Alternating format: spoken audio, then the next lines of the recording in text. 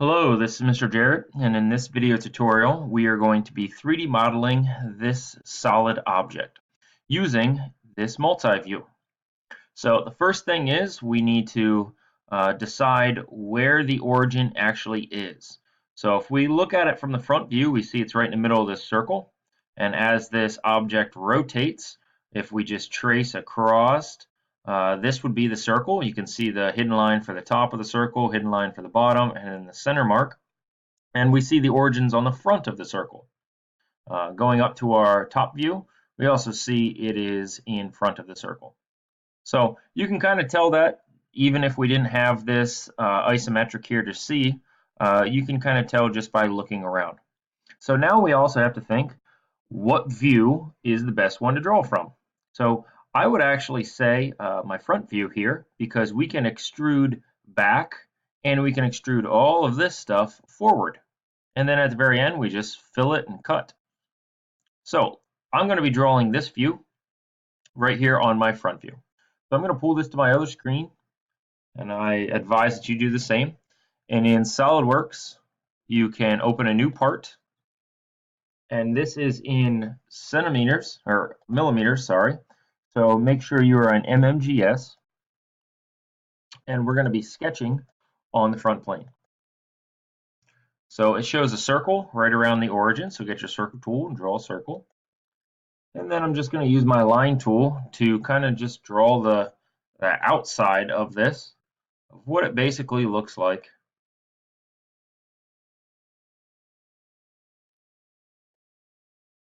So something like that for the outside.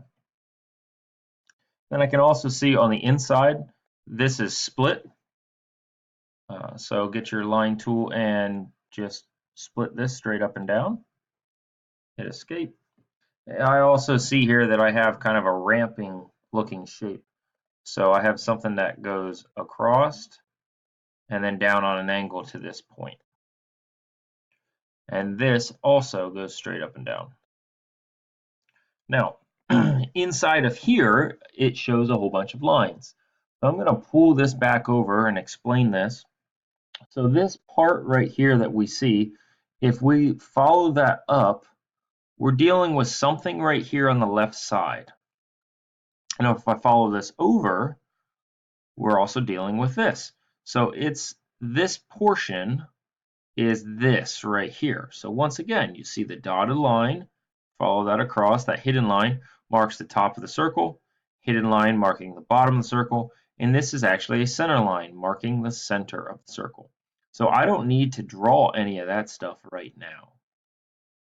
Okay, so I'll pull this back over to my other screen, and now we can go ahead and start dimensioning. So for our height, we're going to start at the bottom and go all the way up. So from here to here, it says is 10. It says from the bottom to the origin is 30. From the bottom to this corner is 40. And from the bottom all the way up to the top, it says is 50.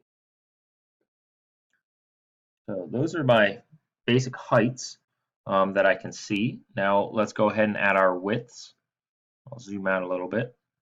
It shows that this part is 20.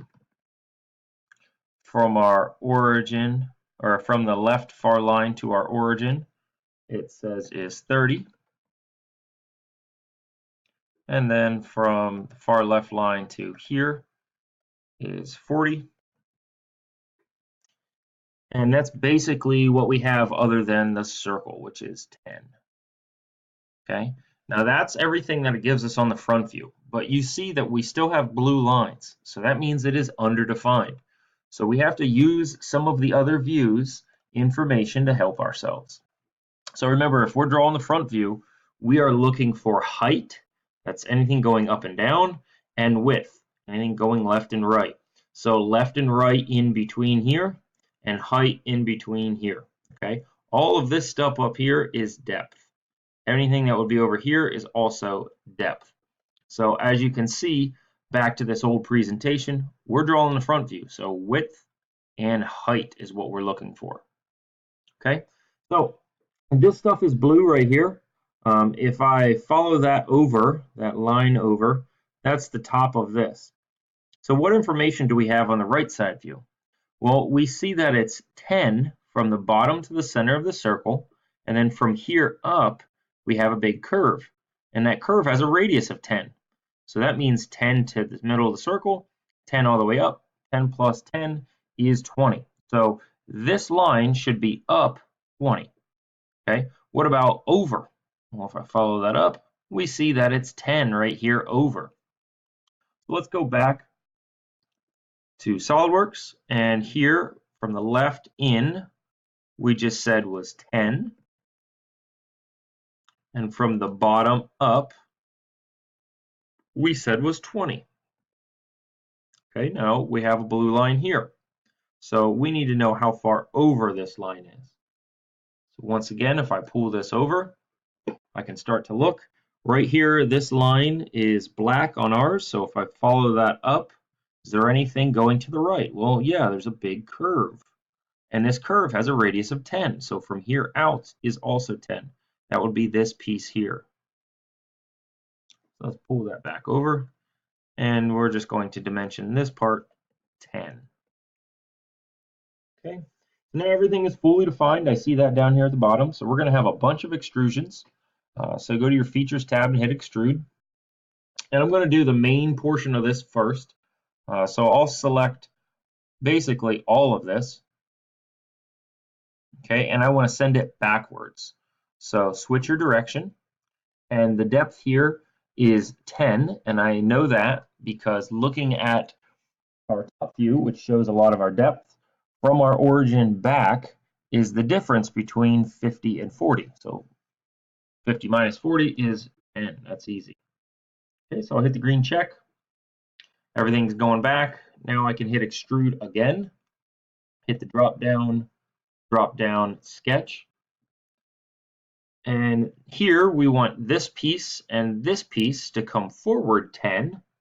And again, I know that because looking at my top view, from here to here is a difference of 30 and 40, which is 10.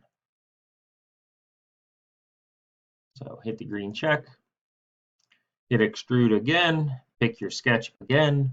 Now this time we need this little rectangle. And that's going to come forward a lot further.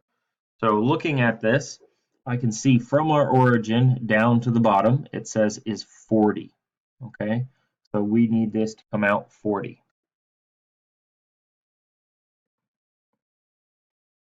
All right. So now let's do our filleting. So on our Features tab, we want to go to Fillet. And all of those curves have a radius of 10, and that is my default here. So there are 3 edges, this one, and back here. Okay, hit the green check. And now it's all filleted. Now the only other thing to do is sketch on this flat plane here.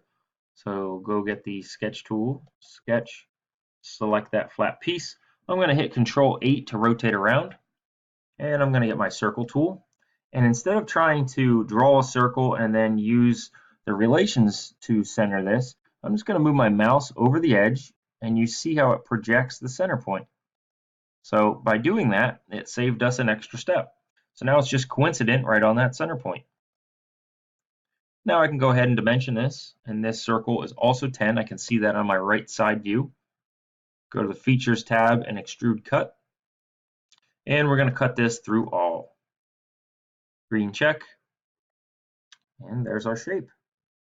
So let's see how we did. Change your material to cast alloy steel, which is a default. Go to Evaluate and Mass Properties, and we should be getting 228.38 grams, and that's exactly what we got. So if you got that, you can save this and move on to the next part. If you didn't get that, go back in, problem solve, maybe rewind the video a little bit, figure out where you went wrong until you got this correct.